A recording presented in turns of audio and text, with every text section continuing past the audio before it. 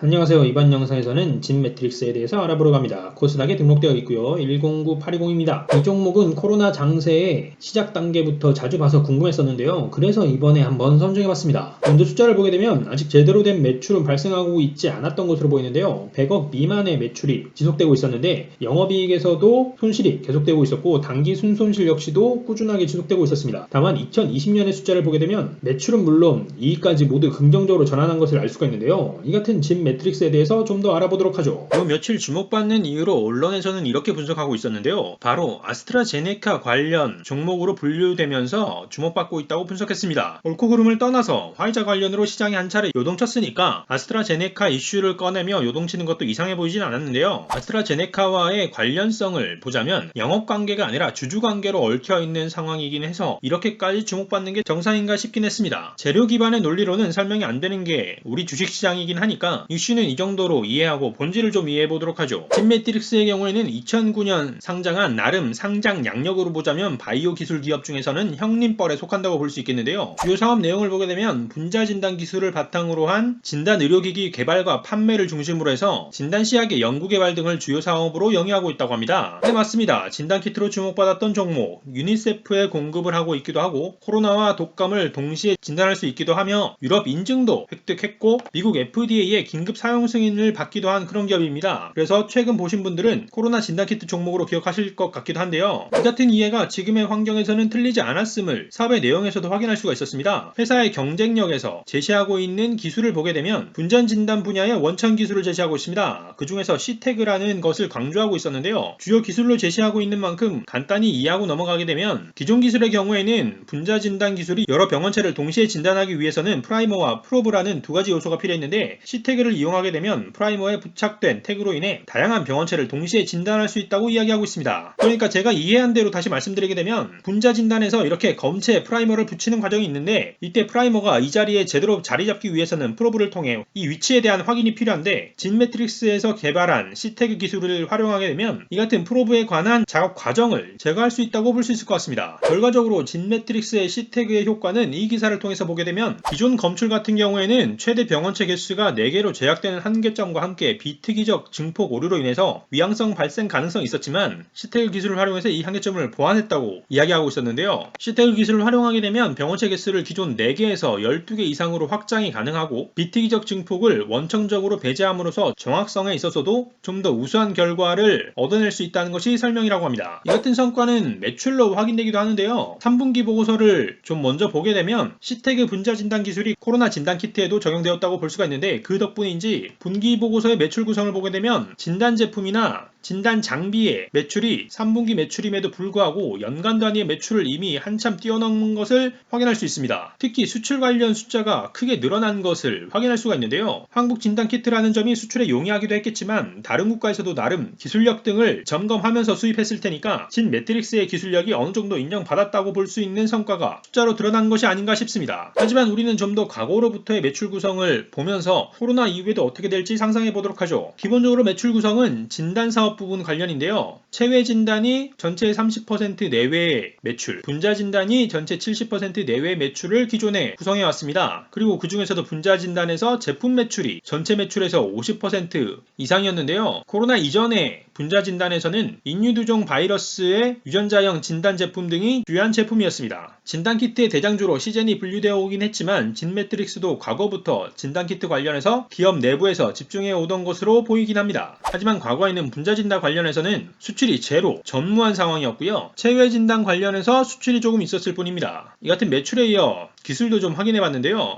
연구 중심 기업이니만큼 연구 관련 인력을 보게 되면 전체 52명의 인력 중에서 37명이 연구 인력으로 연구 활동이 주된 기업의 역량임을 확인할 수 있었고요. 이어 기술 특허 등록 내용을 보게 되면 앞에서 기사로 확인했던 2019년 3월 C태그 관련 기술을 한국 특허청에 등록한 사실을 확인할 수 있었습니다. 조금 아쉽게 보였던 점은 바이오 기업으로는 어차피 경쟁을 글로벌적으로 하게 될 텐데 한국 특허에 비하면 국제 특허가 최근에 많이 보이지 않는다는 점이 조금 아쉬웠는데요. 이와 함께 또 아쉬워 보였던 부분은 등록된 지적재산권만 표기하고 있었기 때문에 출원된 내용이 확인되지 않아서 해외 특허를 얼마나 시도하고 있는지조차 제대로 알 수 없다는 것이 조금 아쉬워 보이긴 했습니다. 그럼 이 같은 기술 상황을 가진 진 매트릭스에 대해서 코로나 이전 숫자를 확인하면서 포스트 코로나를 상성해 볼 수 있도록 과거 숫자를 확인해 보도록 하죠. 앞에서 본 것처럼 과거 매출에는 등락이 있는데 매출 자체가 50억대로 크지 않아서 아직 크게 유의미해 보이지는 않았고요. 매출 원가를 보게 되면 바이오 기업, 연구 중심의 기업치고는 원가율이 좀 높아 보였는데 64% 내외를 유지하고 있었습니다. 이 같은 수준이라면 연구 활동에 대해 시장에서 제대로 가치 평가를 받고 있는 상황이라고 보기에는 힘들게 보였는데요. 이같이 원가율이 나쁜 데에는 상품 매출과 함께 용역 매출의 영향이 큰 것으로 확인되었습니다. 자체 개발해서 판매하는 제품의 경우에는 그래도 최근 50% 수준까지 원가율을 낮추었지만 상품에서도 용역에서도 역마진 수준의 판매를 하고 있다는 것을 확인할 수 있었습니다. 이것을 시장의 메시지로 좀 풀이해보게 되면 시장에서 아직 진 매트릭스의 제품이 제대로 자리를 잡지 못하고 있다는 것으로 이해할 수 있을 것 같은데요. 이 와중에 판관비를 보게 되면 판관비의 매출액 비율이 2019년까지는 기업 운영을 위한 절대적 수준의 매출이 발생하지 않고 있는 상황이라고 볼 수 있을 것 같은데 매출에서 판관비의 비중이 80%가 넘는데 96% 수준도 있었습니다. 판관비에는 급여나 경상연구개발비, 지급수수료 등이 주요한 비중을 차지하고 있었는데 이 같은 것은 회사 운영을 위한 영업 전반의 원가가 포함된다고 할 수 있는데 이 정도 수준이다 보니까 영업이익의 경우에는 영업손실이 날 수밖에 없는 상황이었고요. 이 같은 영업활동과 영업외활동은 사뭇 숫자가 달랐는데요. 19년을 중심으로 보게 되면 기타활동과 금융활동 모두 긍정적이었습니다. 다만 기타활동의 경우에는 자산을 처분해서 이익을 얻었던 것이기 때문에 영업이 안 되는 상황을 만회하기 위해서 가지고 있던 자산을 팔았다라는 생각을 하게 되었고요. 금융활동의 경우에는 기존에 이자 비용이 꾸준하게 높게 기록되고 있어서 과거에는 금융원가가 높았지만 2019년의 경우에는 파생상품 평가이익이나 외화 환산이익 등이 크게 기록되면서 금융수익이 높게 기록된 것을 확인할 수 있었습니다. 이 같은 영업외 활동으로 조금 많이 하긴 했지만 어쨌거나 당기순이익은 꾸준하게 당기순손실로 기록되고 있었는데요. 이 같은 상황이라면 재무상태도 불안하긴 한데 재무상태도 같이 한번 살펴보도록 하죠. 재무상태표에서 자산을 먼저 보게 되면 이익의 감소에도 불구하고 자산이 늘어나고 있었는데 외부 자금의 유입으로 인한 영향으로 추정되고요. 이 같은 외부 자금으로 주로 움직인 자산은 유동자산이었는데 재고자산이 유독 늘어난 것, 그 중에서도 상품이 늘어나는 것이 눈에 띄었습니다. 원가율을 봤을 때 그다지 효율적인 판매가 되지도 않고 있던 상품에 대해서 이렇게까지 투자한 이유에 대해서 의아함이 남았고요. 그 외에도 원재료나 반제품 등의 계정 역시도 늘긴 했습니다. 이어서 부채를 보게 되면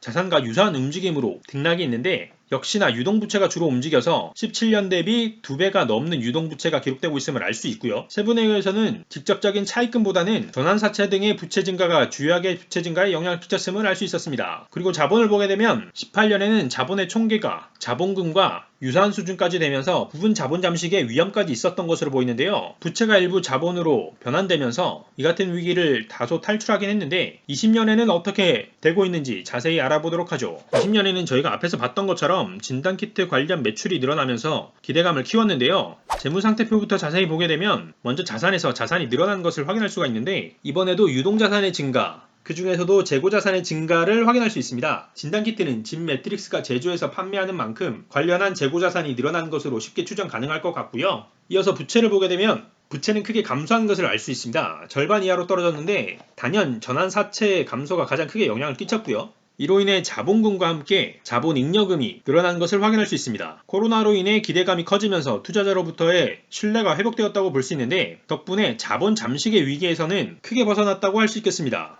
이어서 손익을 보게 되면 매출이 정말 드라마틱하게 성장했다는 것을 알 수 있었는데요. 누적 기준으로도 3배가 늘었는데 3분기에도 3배가 넘게 늘었습니다. 그러니까 1분기부터의 추세가 3분기에도 유지되고 있다는 것으로 이해할 수 있는데요. 최근에는 글로벌에서 코로나 확진자와 사망자가 더욱 늘어나고 있는 만큼 이 같은 매출 추세가 4분기에도 기대할 만하지 않을까 싶습니다. 이로 인해 매출 원가도 정말 판타스틱한 수준으로 떨어졌는데 60%를 넘던 원가율이 20% 초반으로 떨어졌습니다. 정말 놀라움을 표현할 수밖에 없는 수준이라고 할 수 있겠는데요. 이어 판관비의 비율 역시 마찬가지고요. 90%에 달하던 매출액 대비 판관비 비율이 30% 이하로 떨어졌는데 실제 숫자 자체는 늘어났습니다. 그러니까 관련 비용을 유지하면서도 매출 증가에 따른 수수료 증가 등 일부 계정의 지출만 늘어났다고 볼 수 있을 것 같은데요. 이로 인해 드디어 바이오 기업 같은 영업이익률 40% 중반의 영업이익률을 달성했습니다. 영업 외 활동에서는 기타 활동의 숫자는 전반적으로 줄어들었는데 금융 수익이 크게 늘었습니다. 아무래도 매출 활황으로 인해 현금이 들어오다 보니까 관련 투자 등으로 인해서 수익이 늘어난 것으로 볼 수 있을 것 같은데요. 이 결과로 그간의 고통을 싹 잊게 해줄 수준의 당기순이익 무려 74억의 당기순이익을 달성했습니다. 과거 회계에서 연간 매출이 50억 수준이었던 것을 기억한다면 이 이익은 정말 놀라운 수준이라고 할 수 있겠는데요. 2020년에 엄청난 반전을 기록하고 있긴 하지만 우려스러운 부분은 코로나 백신 등으로 코로나 진단키트의 수요가 떨어졌을 때의 상황인데요. 기존에도 진단 분야에서 영업을 했음에도 크게 효과를 보지 못하다가 코로나 상황에서 제대로 이득 보고 있는 기업이 진매트릭스라고 할 수 있는데 이제 막 현금이 들어오고 있는 시점이니 아직은 미래를 준비할 상황은 아니겠지만 과거와 달리 진단 분야에서의 활약이 필요할 듯한데 코로나 백신 이후에도 가능할지에 대한 의문은 남았습니다. 그렇다면 이 같은 상황에서의 진매트릭스의 주가 흐름을 보면서 마무리해 보도록 하죠. 먼저 주봉으로 과거부터 보게 되면 5,000원의 주가를 넘긴 적이 없는 수준의 주가였습니다. 수년 동안 제대로 된 매출을 기록하지 못했기 때문에 그럴 수도 있다고 보여지는데요. 중국에서 우한폐렴으로 알려지기 시작했던 2019년 말과 2020년 초에도 그다지 주목받지는 않았습니다. 하지만 그 이후 엄청난 주목을 받으면서 주가가 폭등한 수준으로 올랐는데요. 일봉으로 보게 되면 2,000원대의 주가가 3만원대까지 올랐으니 15배 가까이 오른 셈입니다. 아무래도 진단 분야가 본질이다 보니까 기대감으로 오른 주가가 크게 빠지지 않는 선에서 유지되다 보니까 또 다른 기대감이 나타났을 때 크게 상승하고 있는 것으로 보이는데요. 한동안 15,000원대를 유지하다가 최근 튀어올랐습니다. 진단키트 대장주로 분류되고 있는 시젠의 주가 흐름과 과거에는 비슷한 느낌이 있었는데요. 하지만 7월 이후를 기점이 돼서 시젠이 많이 올랐던 반면 진매트릭스는 그렇게 오르지 못했었는데 최근에는 시젠이 빠지고 있는 와중에 아스트라제네카 이슈로 진매트릭스는 주목받고 있는 모습을 볼 수 있습니다. 아스트라제네카 이슈에 직접적 영향을 받는 SK케미칼보다도 진매트릭스가 훨씬 더 주목을 받고 있는 모습까지도 확인할 수가 있는데요. 개인적으로는 당연히 지금의 반응이 지나치다고 생각되는 부분이 있습니다. 다만 이 같은 주가에는 실적 반전에 대한 가치도 조금 반영된 것 아닌가 싶습니다. 시젠이 진단키트 대장주이긴 하지만 개별 기업으로 보자면 코로나에 가장 극적인 효과를 본 기업 중 하나가 바로 진매트릭스일 테니까 이렇게 튀어오르는 현상 자체도 전혀 이해가 안 가는 것은 아닙니다. 다만 앞에서 말씀드린 대로 개인적으로는 아직 코로나 백신 개발 이후에 진매트릭스 매출에서 기대감을 가져갈 만한 요소를 발견하기 힘들다고 생각하고 있어서 진매트릭스를 길게 보기에는 좀 어려울 것 같긴 하지만 단기적으로는 수급을 지켜보면서 대응한다면 수익나는 투자가 가능하지 않을까 싶습니다. 자, 이번 영상에서는 진매트릭스에 대해 알아봤습니다. 진매트릭스에게는 코로나가 재앙이 아닌 빛이 된 것으로 보이는데요. 진매트릭스의 다음 행보도 기대할 수 있었으면 좋겠고요. 오늘의 영상이 시청하시는 분들의 성공 투자에 도움이 되셨기를 바랍니다. 그럼 저는 다음에 새로운 정보와 종목으로 찾아뵙도록 하겠습니다. 감사합니다.